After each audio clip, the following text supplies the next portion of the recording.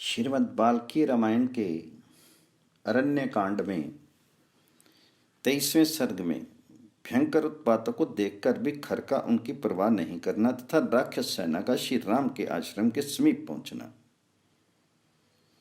उस सेना के प्रस्थान करते समय आकाश में गधे के समान धूसर रंग वाले बादलों की महाभयंकर घटा घिर गई। उनकी तुमुल गर्जना होने लगी तथा सैनिकों के ऊपर घोर अमंगल सूचक रक्त में जल की वर्षा आरंभ हो गई। खर के रथ में जुटे हुए महान वेगशाली घोड़े फूल बिछे हुए समतल स्थान में सड़क पर चलते चलते अकस्मात गिर पड़े। सूर्यमंडल के चारों ओर अलात चक्र के समान गोलाकार घेरा दिखाई देने लगा, जिसका रंग काला और किनारे का रंग लाल था। नंतर खर के रथ के सर में दंड वाली ऊंची ध्वजा पर एक विशालकाय गीध आकर बैठ गया, जो देखने में बड़ा ही भयंकर था। कठोर स्वर वाले मांस भक्षी पशु और पक्षी चंद स्थान के पास आकर विकृत स्वर में अनेक प्रकार के विकट शब्द बोलने लगे तथा सूर्य की प्रभा से प्रकाशित हुई दिशाओं में जोर जोर से चीत्कार करने वाले और मुंह से आग उगलने वाले भयंकर गीदड़ राक्षसों के लिए अमंगलजनक भैरवनाद करने लगे। भयंकर मेघ जो मद की धारा बहाने वाले गजराज के समान दिखाई देते थे और जल की जगह रक्त धारण किए हुए थे, तत्काल घिर आए। उन्होंने समूचे आकाश को ढक लिया, थोड़ा सा भी अवकाश नहीं रहने दिया। सब और अत्यंत भयंकर तथा रोमांचकारी घना अंधकार छा गया। दिशाएं तथा कोनों का स्पष्ट रूप से भान नहीं हो पाता था। बिना समय के ही खून से भीगे हुए वस्त्र के समान रंग वाली संध्या प्रकट हो गई। उस समय भयंकर पशु पक्षी खर के सामने आकर गर्जना करने लगे। भय की सूचना देने वाले कंक, सफेद चील, गीदड़ और गीद खर के सामने चित्कार करने लगे। युद्ध में सदा अमंगल सूचित करने वाली और भय दिखाने वाली गीदड़ियां खर के सेना के सामने आकर आग उगलने वाले मुखों से घोर शब्द करने लगी। सूर्य के निकट परिक के समान कबंध सिर कटा हुआ धड़ दिखाई देने लगा। महान ग्रह राहु अमावस्या के बिना ही सूर्य को ग्रसने लगा। हवा तीव्र गति से चलने लगी एवं सूर्य देव की प्रभा फीकी पड़ गई। बिना रात के ही जुगनू के समान चमकने वाले तारे आकाश में उदित हो गए। स्रों में मछली और जल पक्षी विलीन हो गए, उनके कमल सूख गए। उस क्षण में वृक्षों के फूल और फल झड़ गए। बिना हवा के ही बादलों के समान धूसर रंग की धूल ऊपर उठकर आकाश में छा गई। वहां वन की सारिकाएं चेंचे करने लगी। भारी आवाज के साथ भयानक उल्काएं आकाश से पृथ्वी पर गिरने लगी। पर्वत, वन और कानों सहित धरती डोलने लगी। बुद्धिमान खर रथ पर बैठकर गर्जना कर रहा था। उस समय उसकी बाईं भुजा सहसा कांप उठी, सर अवरुद्ध हो गया और सब और देखते समय उसकी आंखों में आंसू आने लगे। उसके सिर में दर्द होने लगा, फिर भी मोह अश्व युद्ध से निवृत्त नहीं हुआ। उससे प्रकट हुए उन बड़े बड़े रोमांचकारी उत्पातों को देखकर खर जोर जोर से हंसने लगा और समस्त राक्षसों से बोला, ये जो भयानक दिखाई देने वाले बड़े बड़े उत्पात प्रकट हो रही हैं, इन सब की मैं अपने बल के भरोसे कोई परवाह नहीं करता। ठीक उसी तरह जैसे बलवान और वीर दुर्बल शत्रुओं को कुछ नहीं समझता है, मैं अपने तीखे बाणों द्वारा आकाश से तारों को भी गिरा सकता हूं। यदि कुपित हो जाऊं तो मृत्यु को भी मौत के मुंह से डाल सकता हूं। आज बल का घमंड रखने वाले राम और उसके भाई लक्ष्मण को तीखे बाणों से मारे बिना मैं पीछे नहीं लौट सकता। जिसे दंड देने के लिए राम और लक्ष्मण की बुद्धि में विपरीत विचार, क्रूरतापूर्ण कर्म करने के भाव का उदय हुआ है, मैं मेरी बहन शूर्पणखा उन दोनों का खून पीकर सफल मनोरथ हो जाए। आज तक जितने युद्ध हुए हैं उनमें से किसी में भी पहले मेरी कभी पराजय नहीं हुई है। ये तुम लोगों ने प्रत्यक्ष देखा है, मैं झूठ नहीं कहता हूँ। मैं मतवाले ऐरावत पर चलने वाले वज्रधारी देवराज इंद्र को भी रणभूमि में कुपित होकर काल के गाल में डाल सकता हूँ। फिर उन दो मनुष्यों की तो बात ही क्या है। खर की यह गर्जना सुनकर राक्षसों की वह विशाल सेना जो मौत के पास से बंधी हुई थी, अनुपम हर्ष से भर गई। उस समय युद्ध देखने की इच्छा वाले बहुत से पुण्यकर्मा महात्मा ऋषि देवता गंधर्व सिद्ध और चारण वहां एकत्र हो गए। एकत्र हो वे सभी मिलकर एक दूसरे से कहने लगे, गौओं और ब्राह्मणों का कल्याण हो तथा जो अन्य लोकप्रिय महात्मा हैं वे भी कल्याण के भागी हों। जैसे चक्रधारी भगवान विष्णु समस्त असुर शिरोमणि को परास्त कर देते हैं, उसी प्रकार रघुकुल भूषण श्री राम युद्ध में इस प्लस वंशी निशाचरों को पराजित करें। ये तथा और भी बहुत सी मंगल कामना सूचक बातें कहते हुए महीची और देवता कौतूहलवश विमान पर बैठकर, जिनकी आयु समाप्त हो चली थी, उन राक्षसों के उस विशाल वाहिनी को देखने लगे।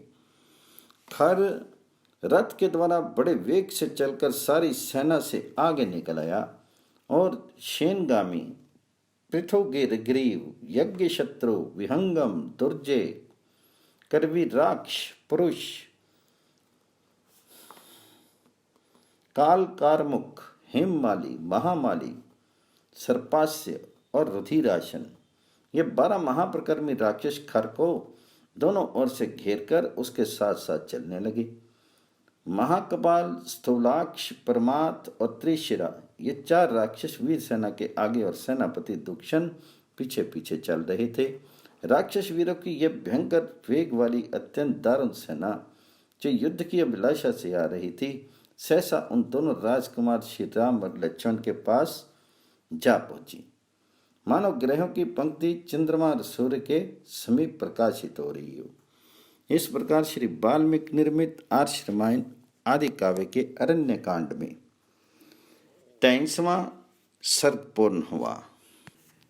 24वें सर्ग में श्री राम का तत्कालिक शकुनों द्वारा राक्षसों के विनाश और अपनी विजय की संभावना करके सीता सहित लक्ष्मण को पर्वत की गुफा में भेजना और युद्ध के लिए उद्यत होना। प्रचंड पराक्रमी खर जब श्री राम के आश्रम की ओर चला, तब भाई सहित श्री राम ने भी उन्हीं उत्पात सूचक लक्षणों को देखा। प्रजा के अहित की सूचना देने वाले उन महाभयंकर उत्पातों को देखकर श्री रामचंद्र जी राक्षसों के उपद्रव का विचार करके अत्यंत अमर्ष में भर गए और लक्ष्मण से इस प्रकार बोले, महाबाहो, ये जो बड़े बड़े उत्पात प्रकट हो रहे हैं, इनकी ओर दृष्टिपात करो। समस्त भूतों के संहार की सूचना देने वाले ये महान उत्पात इस समय इन सारे राक्षसों का संहार करने के लिए उत्पन्न हुए हैं। आकाश में जो गधों के समान धूसर वर्ण वाले बादल इधर उधर विचर रहे हैं, ये प्रचंड गर्जना करते हुए खून की धाराएं बरसा रहे हैं। युद्ध कुशल लक्ष्मण, मेरे सारे बाण उत्पातवश उठने वाले धूम से संबद्ध हो युद्ध के लिए मानो आनंदित हो रहे हैं, तथा जिनके पृष्ठभाग में स्वर्ण मड़ा हुआ है, वे मेरे धनुष भी प्रत्यंचा से जुड़ जाने के लिए स्वयं ही चेष्टाशील जान पड़ते हैं। यहाँ जैसे जैसे वनचारी पक्षी बोल रहे हैं, उससे हमारे लिए भविष्य में अभय की और राक्षसों के लिए प्राण संकट की प्राप्ति सूचित हो रही है। मेरी ये दाहिनी भुजा बारंबार फड़क कर इस बात की सूचना देती है कि कुछ ही देर में बहुत बड़ा युद्ध होगा, इसमें संशय नहीं है। शूरवीर लक्ष्मण, परंतु निकट भविष्य में ही हमारी विजय और शत्रु की पराजय होगी, क्योंकि तुम्हारा मुख कांतिमान एवं प्रसन्न दिखाई दे रहा है। लक्ष्मण, युद्ध के लिए उद्यत होने पर जिनका मुख उदास हो जाता है, उनकी आयु नष्ट हो जाती है। गरजते हुए राक्षसों का ये घोर नाद सुनाई देता है तथा क्रूर कर्मा राक्षसों द्वारा बजाई गई भेड़ियों की यहाँ महाभयंकर ध्वनि कानों में पड़ रही है। अपना कल्याण चाहने वाले विद्वान पुरुष को उचित है कि आपत्ति की आशंका होने पर पहले से ही उससे बचने का उपाय कर ले। इसलिए तुम धनुष बाण धारण करके विधेय कुमारी सीता को साथ लेकर पर्वत की उस गुफा में चले जाओ जो वृक्षों से आच्छादित है। बस तुम मेरे इस वचन के प्रतिकूल कुछ कहो या करो, ये मैं नहीं चाहता। अपने चरणों की शपथ दिलाकर कहता हूं, शीघ्र चले जाओ। इसमें संदेह नहीं कि तुम बलवान और शूरवीर हो तथा इन राक्षसों का वध कर सकते हो, तथापि मैं स्वयं ही इन निशाचरों का संहार करना चाहता हूं। इसलिए तुम मेरी बात मानकर सीता को सुरक्षित रखने के लिए इसी गुहा में ले जाओ। श्री रामचंद्र जी के ऐसा कहने पर लक्ष्मण धनुष बाण लेकर सीता के साथ पर्वत की दुर्गम गुफा में चले गए। सीता सहित लक्ष्मण के गुहा के भीतर चले जाने पर श्री रामचंद्र जी ने हंस की बात है, लक्ष्मण ने शीघ्र मेरी बात मान ली और सीता की रक्षा का समुचित प्रबंध हो गया, ऐसा कहकर कवच धारण किया। प्रज्वलित आग के समान प्रकाशित होने वाले उस कवच से विभूषित होकर श्री राम अंधकार में प्रकट हुए महान अग्निदेव के समान शोभा पाने लगे। पराक्रमी श्री राम महान धनुष एवं बाण हाथ में लेकर युद्ध के लिए डट कर खड़े हो गए और प्रत्यंचा के टंकार से संपूर्ण दिशाओं को गुंजाने लगे। तदनंतर श्री राम और राक्षसों का युद्ध देखने की इच्छा से देवता, गंधर्व, सिद्ध और चार नादी महात्मा वहां एकत्र हो गए। इसके सिवा जो तीनों लोकों में प्रसिद्ध ब्रह्म ऋषि, शिरोमणि, पुष्कर्मा महात्मा ऋषि थे, वे सभी वहां जुट गए और एक साथ खड़े होकर परस्पर मिलकर यो कहने लगे, गौओं, ब्राह्मणों और समस्त लोगों का कल्याण हो।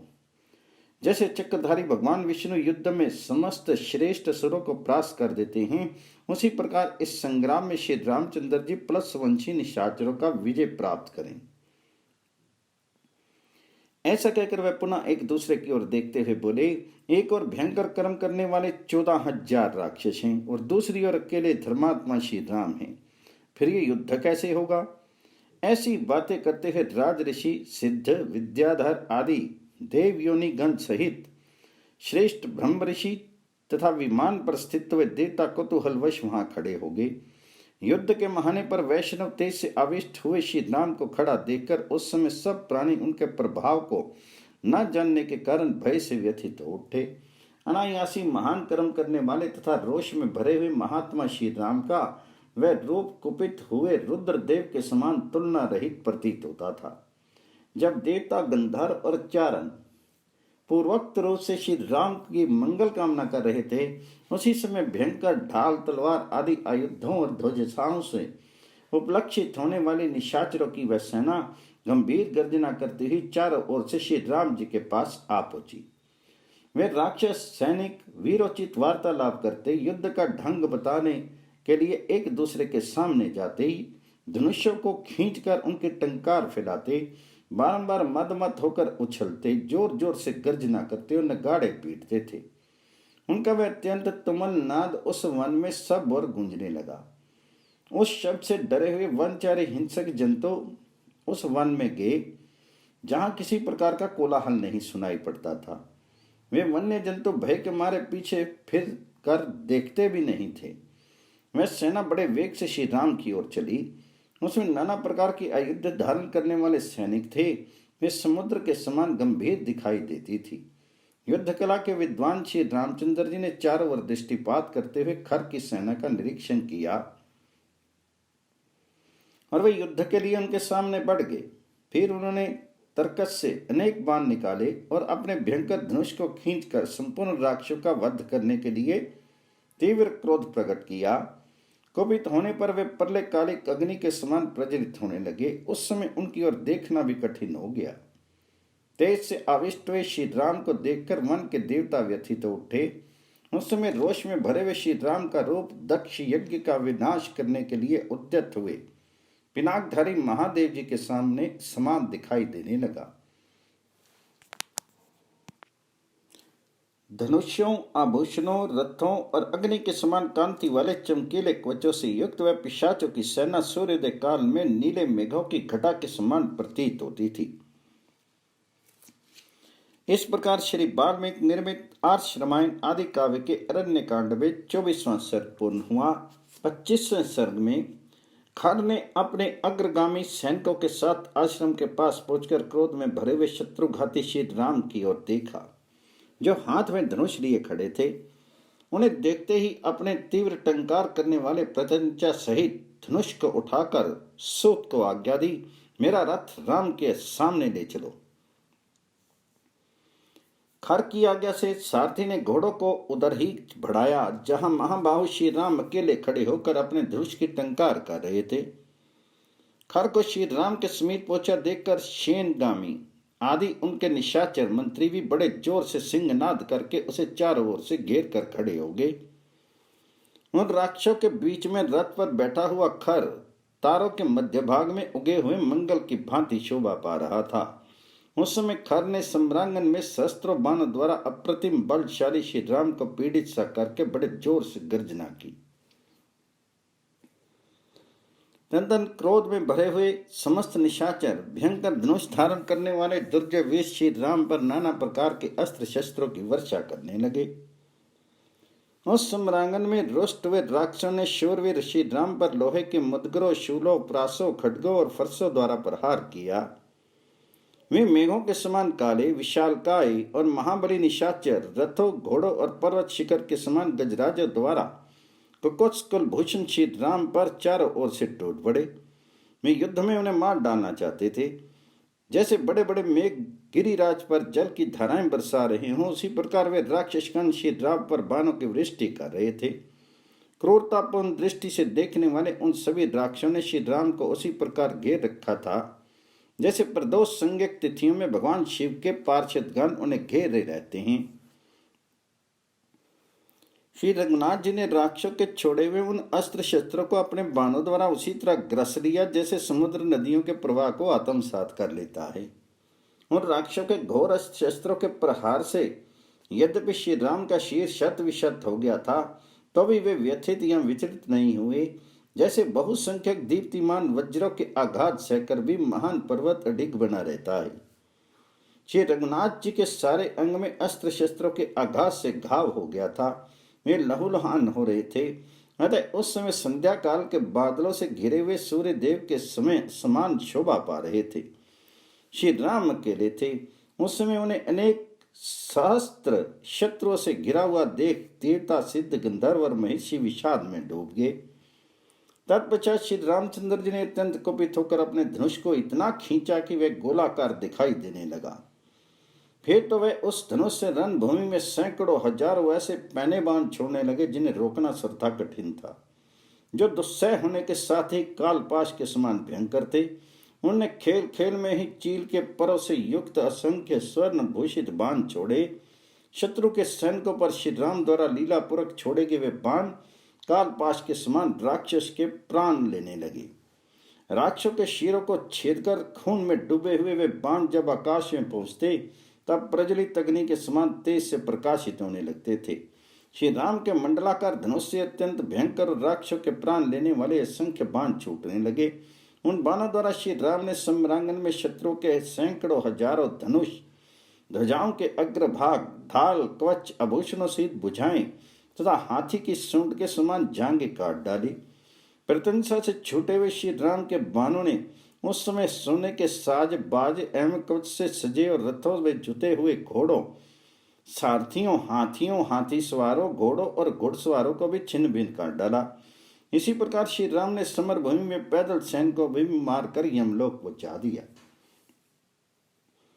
उस समय उनके नालीक, नाराच और तीखे अग्रभाग वाले विकर्णी नामक बाणों द्वारा छिन्न भिन्न होते हुए निशाचर भयंकर आर्तनाद करने लगे। श्री राम के चलाए हुए नाना प्रकार के मर्म भेदी बाणों द्वारा पीड़ित हुए वे राक्षस सेना आग से जलते हुए सूखे वन की भांति सुख शांति नहीं पाती थी। कुछ भयंकर बलशाली शूरवीर निशाचर अत्यंत कुपित होकर श्री राम पर प्रासों, शूलों और फरसों का प्रहार करने लगे, परंतु पराक्रमी महाबाहु श्री राम ने रणभूमि में अपने बाणों द्वारा उनके उन अस्त्र शस्त्रों को रोककर उनके गले काट डाले और प्राण हर लिए। सिर, ढाल और धनुष के कट जाने पर वे निशाचर गरुड़ के पंख की हवा से टूटकर गिरने वाले नंदन वन के वृक्षों की भांति धाराशायी हो गए। जो बचे थे वे राक्षस भी श्री राम के बाणों से आहत होकर विषाद में डूब गए और अपनी रक्षा के लिए खर के पास ही दौड़े गए। परंतु बीच में दुक्षण ने धनुष लेकर उन सबको आश्वासन दिया और अत्यंत कुपित होकर रोष में भरे हुए यमराज की भांति वे क्रुद्ध होकर युद्ध के लिए डटे हुए श्री रामचंद्र जी की ओर दौड़ा। दूषण का सहारा मिल जाने से निर्भय होकर वे सब के सब फिर लौट आए और साखू, ताड़ आदि के वृक्ष तथा पत्थर लेकर पुनः श्री राम पर ही टूट पड़े। उस युद्ध स्थल में अपने हाथों में शूल, मुग्दर और पाश धारण किए हुए महाबली निशाचर बाणों तथा अन्य अस्त्र शस्त्रों की वर्षा करने लगे। कोई राक्षस वृक्षों की वर्षा करने लगे तो कोई पत्थरों की। उस समय इन श्री राम और उन निशाचरों में पुनः बड़ा ही अद्भुत महाभयंकर घमासान और रोमांचकारी युद्ध होने लगा। वे राक्षस कुपित होकर चारों ओर से पुनः श्री रामचंद्र जी को पीड़ित करने लगे। तब सब ओर से आए हुए राक्षसों से संपूर्ण दिशाओं और उपदिशाओं को घिरी हुई देख बाण वर्षा से आच्छादित हुई महाबली श्री राम ने भैरवनाद करके उन राक्षसों पर परम तेजस्वी गंधर्व नामक अस्त्र का प्रयोग किया। फिर तो उसके मंडलाकार धनुष से सहस्त्रों बाण छूटने लगे। उन बाणों से दसों दिशाएं पूर्णतः आच्छादित होगी। बाणों से पीड़ित राक्षस ये नहीं देख पाते थे कि श्री रामचंद्र जी कब भयंकर बाण हाथ में लेते हैं और कब उन उत्तम बाणों को छोड़ देते हैं। वे केवल उनको धनुष खींचते देखते थे। श्री रामचंद्र जी के बाण समुदाय रूपी अंधकार ने सूर्य सहित सारे आकाश मंडल को ढक दिया। उस समय श्री राम उन बाणों को लगातार छोड़ते हुए एक स्थान पर खड़े थे। साथ ही एक समय ही बाणों द्वारा अत्यंत घायल होकर एक साथ ही गिरते और गिरे हुए बहुसंख्यक राक्षसों की लाशों से वहां की भूमि पट गई। जहां जहां दृष्टि जाती थी वहीं वहीं वे हजारों राक्षस मरे गिरे क्षीण हुए कटे पिटे और विदीर्ण हुए दिखाई देते थे। वहां श्री राम के बाणों से कटे हुए पगड़ियों सहित मस्तकों, बाजूबंद सहित भुजाओं, जांघों, बाहों, भांति भांति के आभूषणों, घोड़ों, श्रेष्ठ हाथियों, टूटे फूटे अनेकानेक रथों, चवरों, व्यंजनों, छत्रों, नाना प्रकार की ध्वजाओं, छिन्न भिन्न हुए शूलों, पटिशों, खंडित खड्गों, बिखरे प्रासों, फरसों, चूर चूर हुई शिलाओं तथा टुकड़े टुकड़े हुए बहुतेरे विचित्र बाणों से पटी हुई वह समर भूमि अत्यंत भयंकर दिखाई देती थी।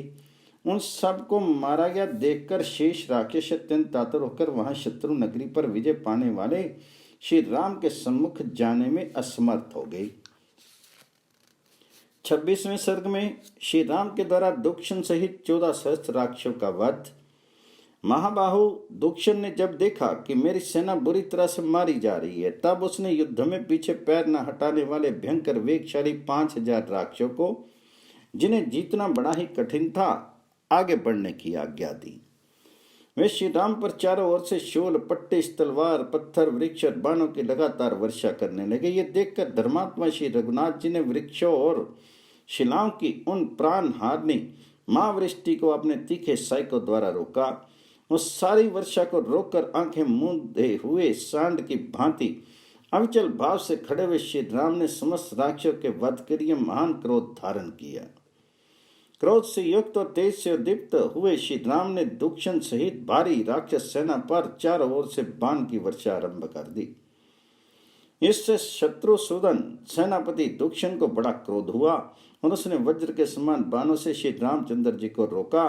तब अत्यंत कुपित हुए वीर श्री राम ने सम्रांगन में शूर नामक बाण से दुक्षण के विशाल धनुष को काट डाला और 4 तीखे सैकों से उसके चारों घोड़ों को मौत के घाट उतारकर एक अर्धचंद्राकार बाण से सारथी का भी सिर उड़ा दिया। 3 बाणों से उस राक्षस की भी छाती में चोट पहुंचाई। धनुष कट जाने और घोड़ों तथा सारथी के मारे जाने पर रथहीन हुए दुक्षण ने पर्वत शिखर के समान एक रोमांचकारी परिघ हाथ में ले लिया, जिसके ऊपर सोने के पत्थर मढ़े गए थे।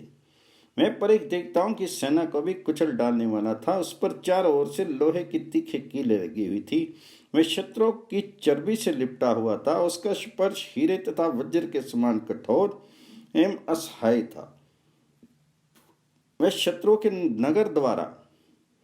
नगर द्वार को विदीर्ण कर डालने में समर्थ था। रणभूमि में बहुत बड़े सर्प के समान भयंकर उस परिघ को हाथ में लेकर वह क्रूर कर्मा निशाचर दुक्षण श्री राम पर टूट पड़ा। उसे अपने ऊपर आक्रमण करते देख श्री रामचंद्र जी ने 2 बाणों से आभूषणों सहित उसकी दोनों भुजाएं काट डाली। युद्ध के महाने पर जिनकी दोनों भुजाएं कट गई थी, उस दुक्षण के हाथ से खिसक कर वह विशालकाय परिघ इंद्रध्वज के समान सामने गिर पड़ा। जैसे दोनों दांतों के उखाड़ लिए जाने पर महान मनस्वी गजराज उसके साथ ही धाराशायी हो जाता है, उसी प्रकार कटकर गिरी हुई अपनी भुजाओं के साथ ही दुक्षण भी पृथ्वी पर गिर पड़ा। रणभूमि में मारे गए दुक्षण को धाराशायी हुआ देख समस्त प्राणियों ने साधु साधु कहकर भगवान श्री राम की प्रशंसा की। इसी समय सेना के आगे चलने वाले महाकपाल स्थूलाक्ष और महाबली परमाथी, ये 3 राक्षस कुपित होकर मौत के फंदे में फंसकर संकटित रूप से श्री राम जी के ऊपर टूट पड़े। राक्षस महाकपाल ने एक विशाल शूल उठाया, स्थूलाक्ष ने पट्टिश हाथ में लिया और परमाथी ने फरसा संभाल कर आक्रमण किया।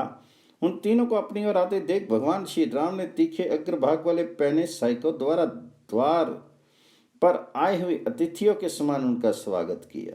श्री रघुनाथ जी ने महाकपाल का सिर एवं कपाल उड़ा दिया, परमाथी को असंख्य बाण सिंहों से मथ डाला और स्थूलाक्ष की स्थूल आंखों को सैकों से भर दिया।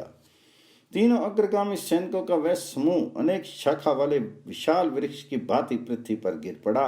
अंतर श्री रामचंद्र जी ने कुपित होकर दुष्यंत के अन्यायी 5000 राक्षसों को उतने ही बाणों का निशाना बनाकर क्षण भर में यमलोक पहुंचा दिया। दुष्यंत और उक्स के अनुयायी मारे गए। यह सुनकर खर को बड़ा क्रोध हुआ। उसने अपने महाबली सेनापतियों को आज्ञा दी, वीरों, ये दुष्यंत अपने सेवकों सहित युद्ध में मार डाला गया। अतः अब तुम सभी राक्षस बहुत बड़ी सेना के साथ धावा करके इस दुष्ट मनुष्य राम के साथ युद्ध करो, नाना प्रकार के शत्रुओं द्वारा इसका वध कर डालो। ऐसा कहकर कुपित हुए खर ने श्री राम पर ही धावा बोला। साथ ही शेनगामी, पृथुग्रीव, यज्ञ शत्रु, विहंगम, दुर्जय, करवीराक्ष, पुरुष, कालकर्मका, हेममाली, महामाली, सर्पास्य और रुधिरासन, ये 12 महाप्रकर्मी सेनापति भी उत्तम बाणों की वर्षा करते हुए अपने सैनिकों के साथ श्री राम पर ही टूट पड़े। तब तेजस्वी श्री रामचंद्र जी ने सोनों और हीरों से विभूषित अग्नितुल्य तेजस्वी साइकों द्वारा उस सेना के बचे खुचे सिपाहियों का भी संहार कर डाला। जैसे वज्र बड़े बड़े वृक्षों को काट डालते हैं, उसी प्रकार धूम युक्त अग्नि के समान प्रतीत होने वाले उन सोने की पांख वाले बाणों ने उन समस्त राक्षसों का विनाश कर डाला। उस युद्ध के महाने पर श्री राम ने करनी नामक 100 बाणों से 100 राक्षसों का और शस्त्र बाणों से शस्त्र निशाचरों का एक साथ ही संहार कर डाला। उन बाणों से निशाचरों के कवच आभूषण और धनुष छिन्न भिन्न हो गए तथा वे खून से लथपथ होकर पृथ्वी पर गिर पड़े। कुशों से ढकी ही विशाल वेदी के समान युद्ध में लहूलुहान होकर गिरे हुए खुले केश वाले राक्षसों से सारी रणभूमि पट गई। राक्षसों के मारे जाने से उस समय वहां रक्त और मांस की कीचड़ जम गई। अतः वह महाभयंकर वन नरक के समान प्रतीत होने लगा। मानव रूपधारी श्री राम अकेले और पैदल थे, तो भी उन्होंने भयानक कर्म करने वाले 14,000 राक्षसों को तत्काल मौत के घाट उतार दिया। उस समूची सेना में केवल महारथी खर और त्रिशिरा, ये 2 ही राक्षस बचे रहे। उधर शत्रु संहारक भगवान श्री राम ज्यों के त्यों युद्ध के लिए डटे रहे। उपयुक्त 2 राक्षसों को छोड़कर शेष सभी निशाचर, जो महान प्रकर्मी भयंकर दुर्धर्ष थे, युद्ध के महाने पर लक्ष्मण के बड़े भाई श्री राम के हाथों मारेगी। तदंतर महासमर में महाबली श्री राम के द्वारा अपनी भयंकर सेना को मारेगी देखकर खर एक विशाल रथ के द्वारा श्री राम का सामना करने के लिए आया, मानो वज्रधारी इंद्र ने किसी शत्रु पर आक्रमण किया। इस प्रकार श्री वाल्मीकि निर्मित आर्ष रामायण आदि काव्य के अरण्य कांड में 26वां सर्ग पूर्ण हुआ। श्रीमद् वाल्मीकि रामायण के अरण्य कांड के 27वें सर्ग में त्रिशिरा का वध। खर को भगवान श्री राम के सम्मुख जाते देखकर सेनापति राक्षस त्रिशिरा तुरंत उनके पास आ पहुंचा और इस प्रकार बोला, राक्षस राज, मुझ पराक्रमी वीर को इस युद्ध में लगाइए और स्वयं इस साहसपूर्ण कार्य से लग रहिए। देखिए, मैं अभी महाबाहु राम को युद्ध में मार गिराता हूं। आपके सामने मैं सच्ची प्रतिज्ञा करता हूं, अपने हथियार छूकर शपथ खाता हूं कि जो समस्त राक्षसों के लिए वध के योग्य है, उन राम का मैं अवश्य वध करूंगा। इस युद्ध में या तो मैं इनकी मृत्यु बनूंगा या ये ही सम्रांगन में मेरी मृत्यु का कारण होंगे। आप इस समय अपने युद्ध विषय को उत्साह कर रोककर एक मुहूर्त के लिए जय पराजय का निर्णय करने वाले साक्षी बन जाइए। यदि मेरे द्वारा राम मारे गए तो आप प्रसन्नता पूर्वक जन स्थान को लौट जाइए, अथवा यदि राम ने ही मुझे मार दिया तो आप युद्ध के लिए इन पर धावा बोल दीजिए।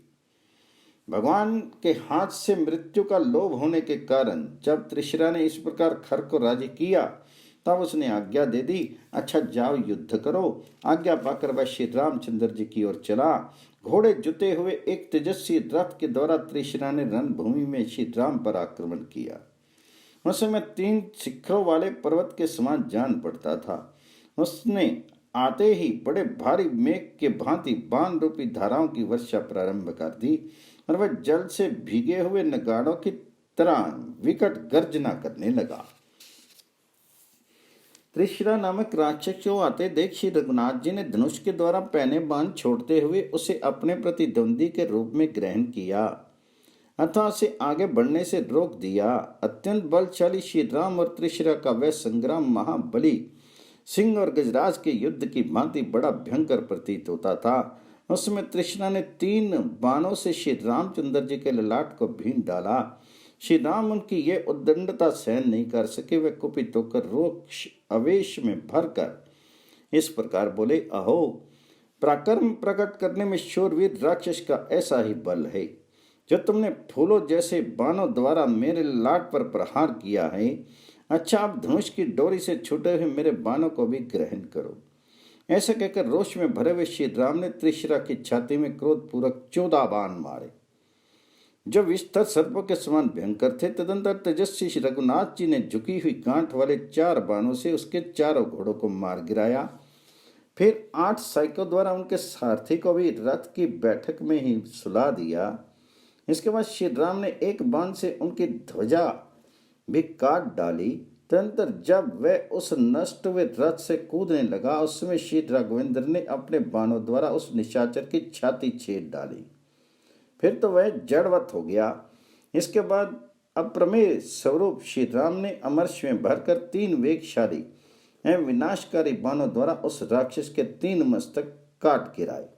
सम्रांगन में खड़ा हुआ वह निशाचर श्री रामचंद्र जी के बाणों से पीड़ित होकर अपने धड़ से भाप सहित रुधिर उगलता हुआ पहले गिरे हुए मस्तकों के साथ ही धाराशायी हो गया। तदंतर खर की सेवा में रहने वाले राक्षस जो मरने से बचे हुए थे भाग खड़े हुए। वे व्याघ्र से डरे हुए मृगों के समान भागते ही चले जाते थे, खड़े नहीं होते थे। उन्हें भागते देख रोष में भरे हुए खर ने तुरंत लौटाया और जैसे राहु चंद्रमा पर आक्रमण करता है उसी प्रकार उसने श्री राम पर ही धावा किया। 28वां सर्ग।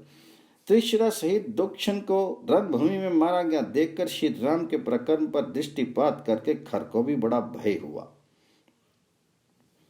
एकमात्र श्री राम ने महान बलशाली और असहाय राक्षस सेना का वध कर डाला, दुक्षण और त्रिशिरा को भी मार गिराया तथा मेरी सेना के अधिकांश 14,000 प्रमुख वीरों को काल के गाल में भेज दिया।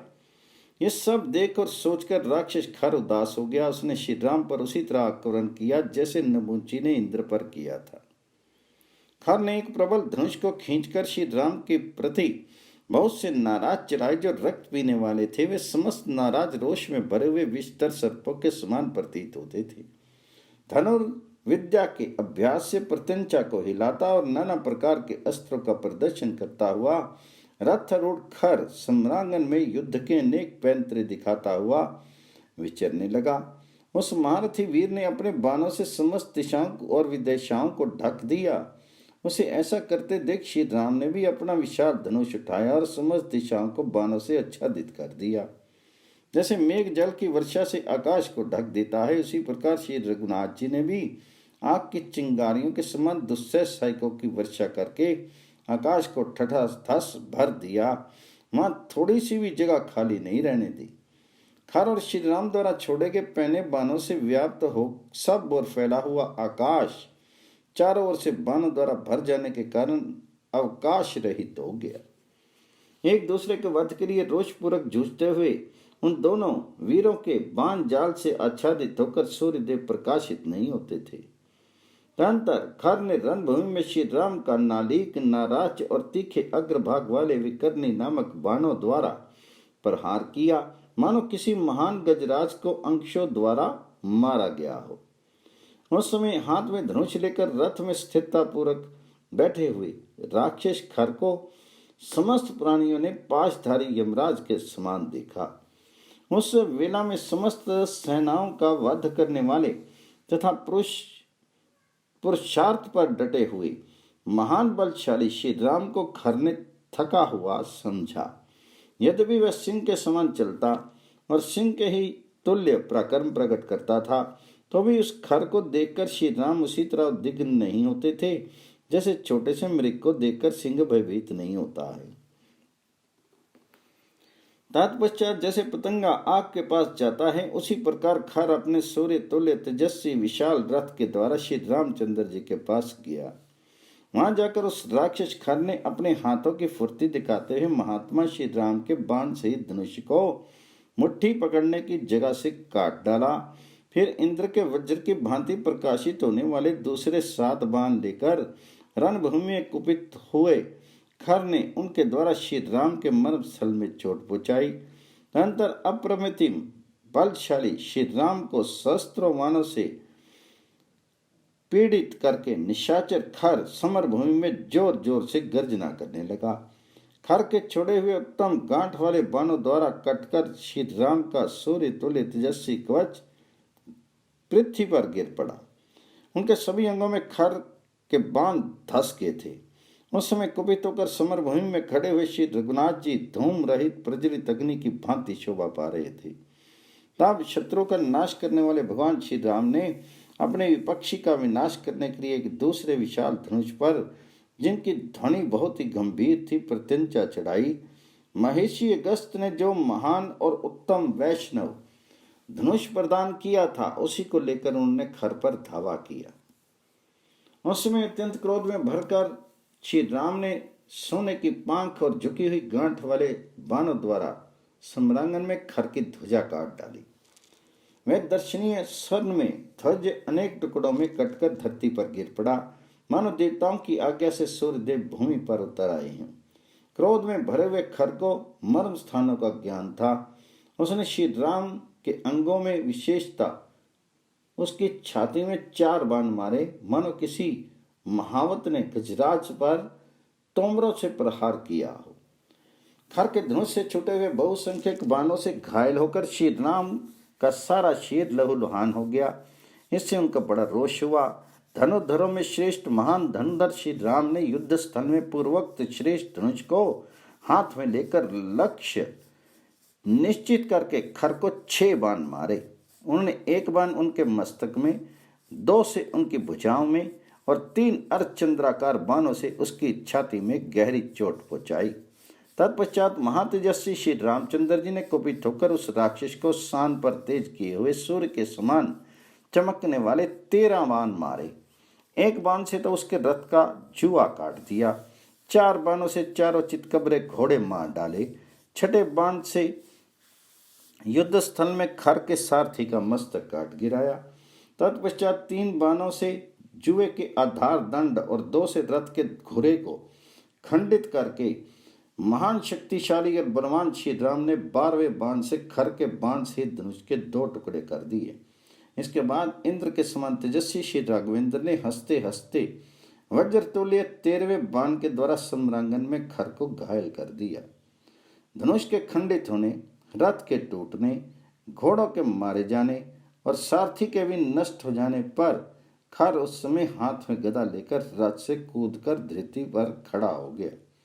उस अवसर पर विमान पर बैठे हुए देवता और महिषी हर्ष से उत्फुल्ल होकर परस्पर मिलकर हाथ जोड़कर महारथी श्री राम के उस कर्म की भूरी भूरी प्रशंसा करने लगे। 29वें सर्ग में श्री राम का खर को फटकारना तथा खर का भी उन्हें कठोर उत्तर देकर उनके ऊपर गदा का प्रहार करना और श्री राम द्वारा उस गदा का खंडन।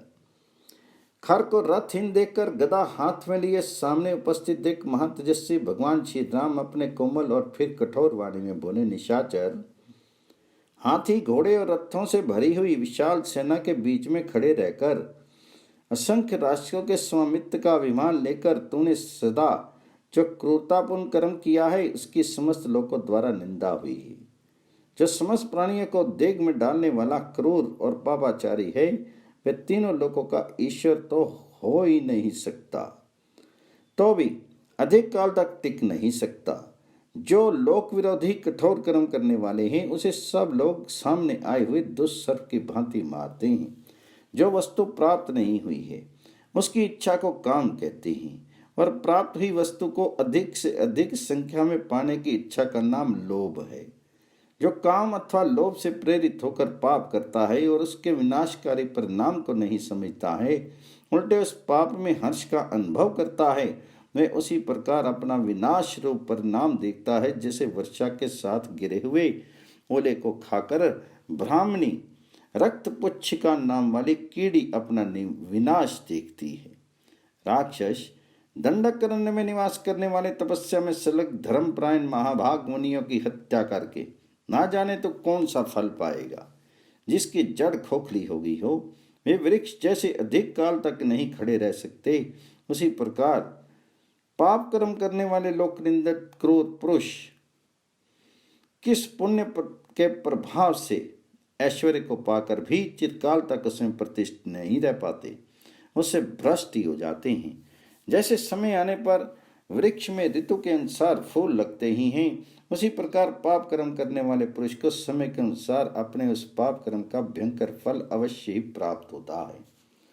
निशाचर जैसे खाए हुए विष मिश्रित अन्न का परिणाम तुरंत ही भोगना पड़ता है, उसी प्रकार लोक में किए गए पाप कर्मों का फल शीघ्र ही प्राप्त होता है।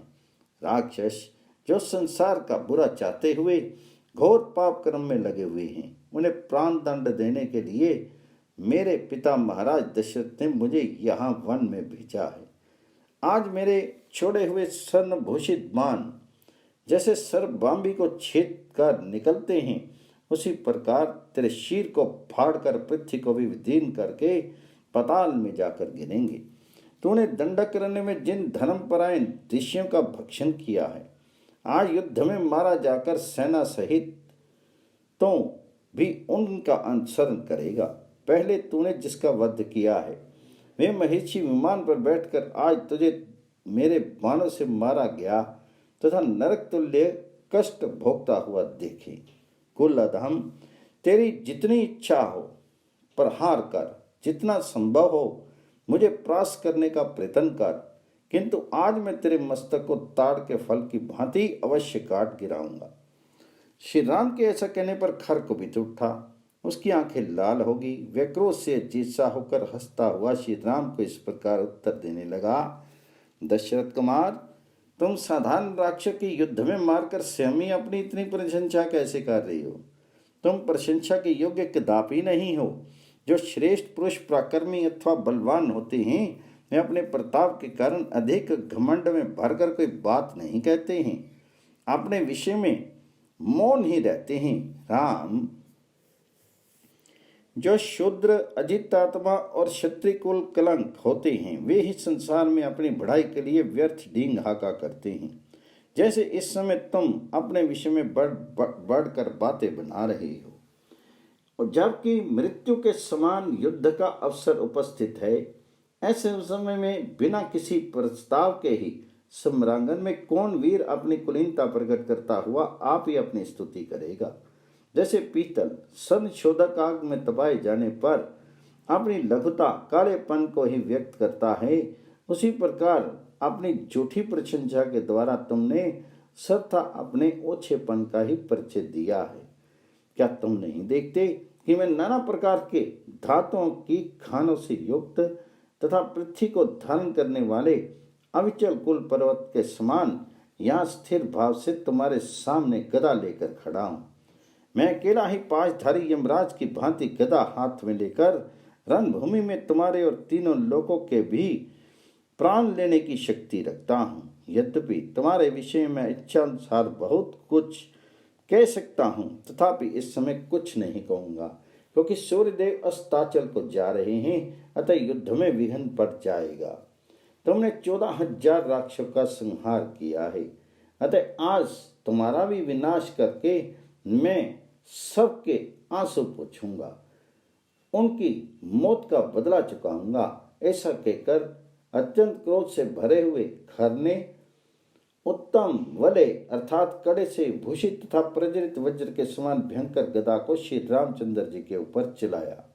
खर के हाथों से छुटी हुई वह दीप्तिमान विशाल गदा वृक्षों और लताओं को भस्म करके उनके समीप जा पहुंची। मृत्यु के पास की भांति उस विशाल गदा को अपने ऊपर आती देख श्री रामचंद्र जी ने अनेक बार बाण मारकर आकाश में ही उसके टुकड़े टुकड़े काट डाले। बाणों से विदीर्ण एवं चूर चूर होकर वह गदा पृथ्वी पर गिर पड़ी, मानो कोई सर्पनी मंत्र और औषधियों के बल से गिराई गई हो। इस प्रकार श्री वाल्मीकि निर्मित आर्ष रामायण आदि काव्य के अरण्य कांड में 29वां सर्ग भी पूर्ण हुआ। 30वें सर्ग में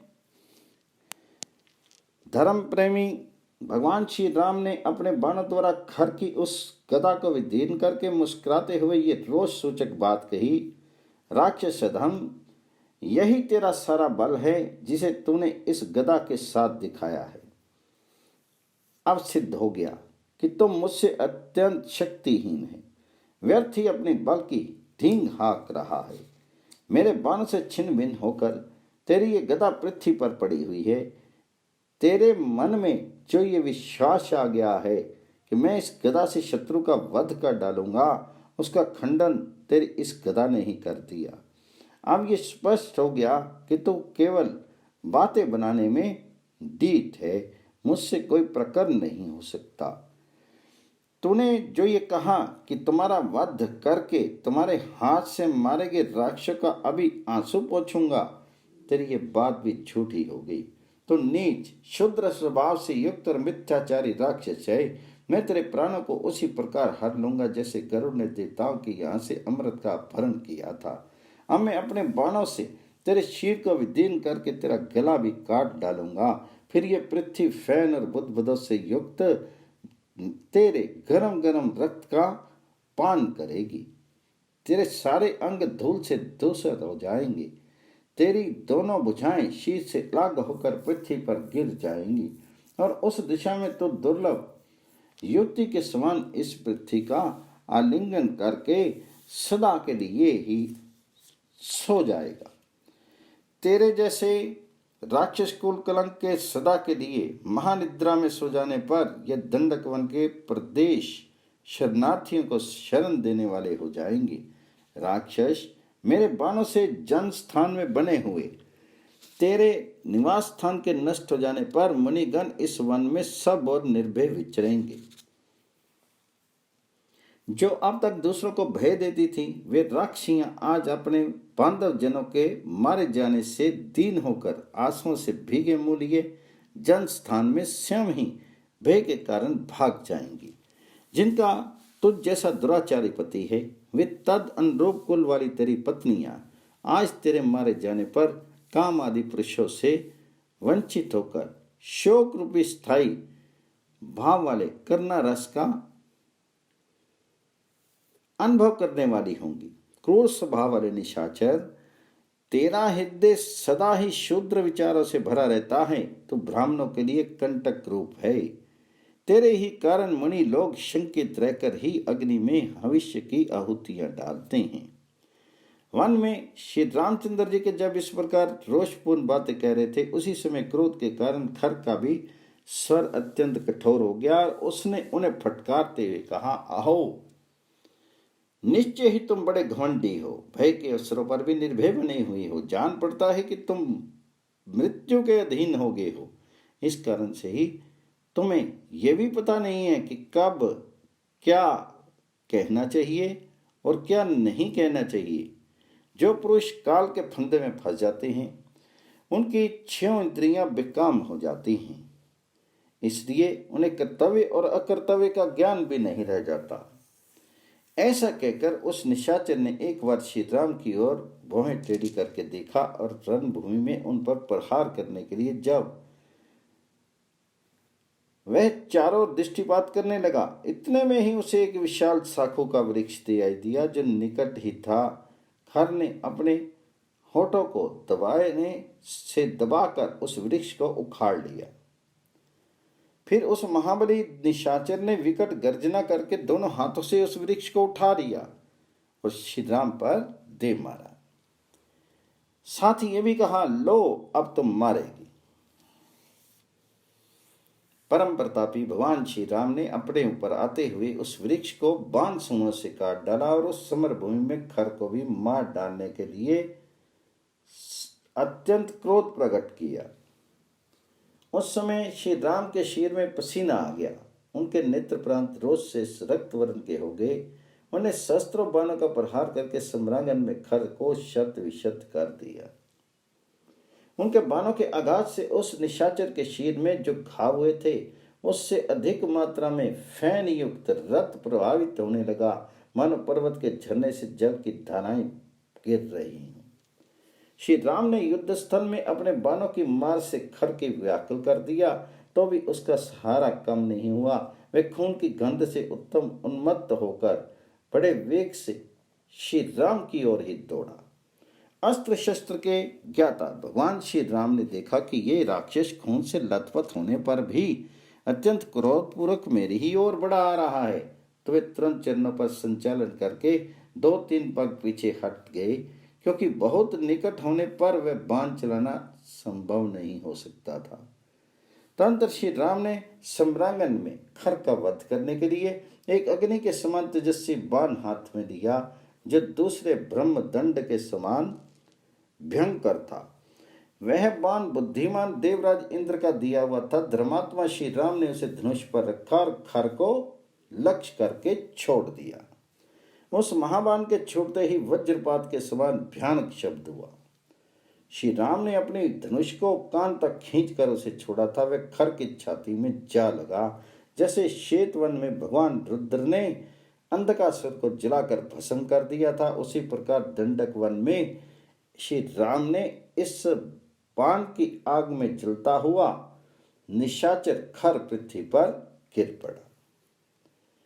जैसे वज्र से वृतासुर, फैन से नमोची, इंद्र की अश्नि से बलासुर मारा गया था, उसी प्रकार श्री राम के उस बाण से आहत होकर खर धराशायी हो गए। इसी समय देवता चारणों के साथ मिलकर आए और हर्ष में भरकर धुंधमियां बजाते हुए वहां श्री राम के ऊपर चारों ओर से फूलों की वर्षा करने लगे। उस समय उन्हें यह देखकर बड़ा आश्चर्य हुआ कि श्री राम ने अपने पैर बाणों से 1.5 मुहूर्त में ही इच्छानुसार रूप धारण करने वाले खर, दूषण आदि 14,000 राक्षसों का इस महासमर में संहार कर डाला। वे बोले, अहो, अपने स्वरूप को जानने वाले भगवान श्री राम का ये कर्म महान और अद्भुत है। इनका बल प्रकर्म भी अद्भुत है और उनमें भगवान विष्णु की भांति आश्चर्यजनक दृढ़ता दिखाई देती। ऐसा कहकर वे सब देवता जैसे आए थे वैसे ही चले गए। तदनंतर बहुत से राजऋषि और गस्त आदि महर्षि मिलकर वहां आए और प्रसन्नतापूर्वक श्री राम का सत्कार करके उनसे इस प्रकार बोले, रघुनंदन, इसलिए महातेजस्वी पाक शासन पुरंदर इंद्र शरभंग मुनि के पवित्र आश्रम पर आए थे। इसी कार्य की सिद्धि के लिए महर्षियों ने विशेष उपाय करके आपको पंचवटी के इस प्रदेश में पहुंचाया था। मुनियों के शत्रुरूप इस पापाचारी राक्षसों के वध के लिए ही आपका यहाँ शुभ आगमन आवश्यक समझा गया है। दशरथ नंदन, आपने हम लोगों का ये बहुत बड़ा कार्य सिद्ध किया है। अब बड़े बड़े ऋषि मुनि दंडकारण्य के विभिन्न क्षेत्रों में निर्भय होकर अपने धर्म का अनुष्ठान करेंगे। इसी बगीचे में वीर लक्ष्मण भी सीता के साथ पर्वत की कंदरा से निकलकर प्रसन्नतापूर्वक आश्रम में आ गए। तत्पश्चात महर्षियों से प्रशंसित और लक्ष्मण से पूजित बिजली विजय वीर श्री राम ने आश्रम में प्रवेश किया। महर्षियों को सुख देने वाले आपने शत्रुहंता पति का दर्शन करके विधेय राजनंदिनी सीता को बड़ा हर्ष हुआ। उन्हें परम आनंद के निमग्न होकर अपने स्वामी का लिंगन किया। राक्षस समूह मारे गए और श्री राम को कोई क्षति नहीं हुई।